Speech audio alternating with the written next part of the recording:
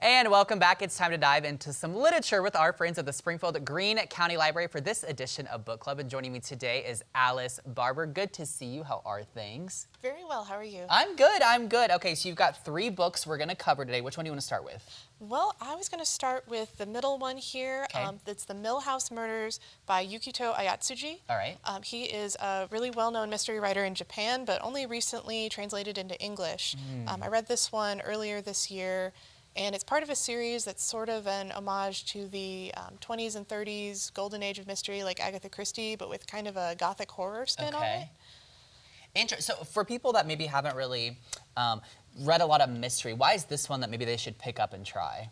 So it's a mystery novel that's very much focused on being a puzzle. It's not so much about character development or really anything more than the plot, but it is a really complex, twisty plot with lots of surprises.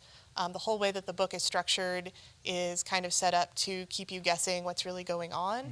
So if you're interested in the kind of book that is about solving the puzzle along with the characters and kind of a spooky atmosphere while you're doing it, this is absolutely the kind of book that you'd want. Okay, it sounds really intriguing. All right, let's do this one over here on the right. Okay, Lone Women is by Victor LaValle, who is a really well-known horror writer. And it's horror, but it's also historical fiction. So it would be a good one if you're interested in getting into horror, but maybe it's not usually your genre, because a lot of it is very historical. It's about a woman in 1914 who comes to Montana to start her life over again after her parents have died, and she brings with her this trunk. It's all locked up, there's something inside, and at first we don't know what it is.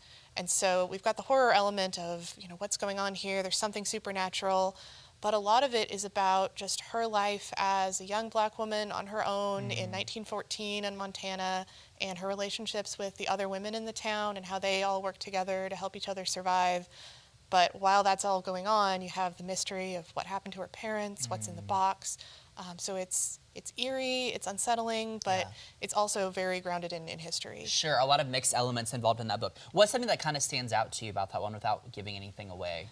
Really the relationships between the characters.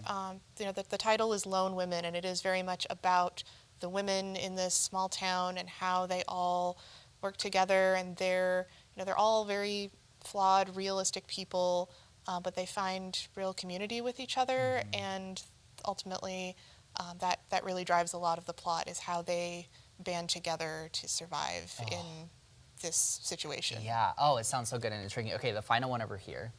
Okay, so Into the Drowning Deep by Mira Grant. It's one I actually read a few years ago, but I really wanted to bring it because it's just a really fun book. It's classified as fantasy, but it's really horror fantasy. It's a book about killer mermaids. Yeah.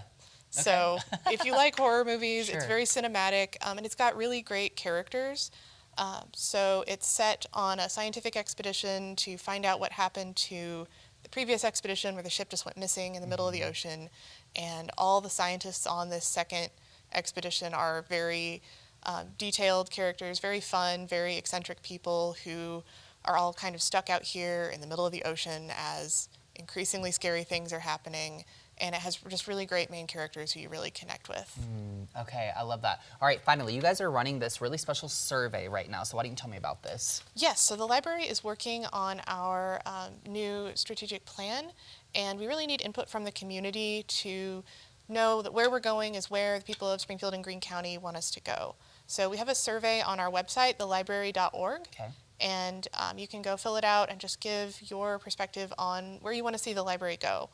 And we are also going to do a drawing, so 5 people who complete the survey will get a $50 Walmart gift card once we've collected all the survey results. How fun is that? Yeah, just enter a little survey and you might get a little bonus out of it, which I love. Yes, okay, I know you already said it, but one more time, people want to keep up with everything happening at the library. How do they go about doing that? Our website, thelibrary.org. We'll have everything on there, and then of course you can also follow us on all our regular social media, Facebook, Instagram, everything like that. All right, perfect. Alice, thank you so much for being here for this edition of Book Club. Go check them out over at the library. Go pick up a new book, and you just never know what might happen. All right, Alice, thank you.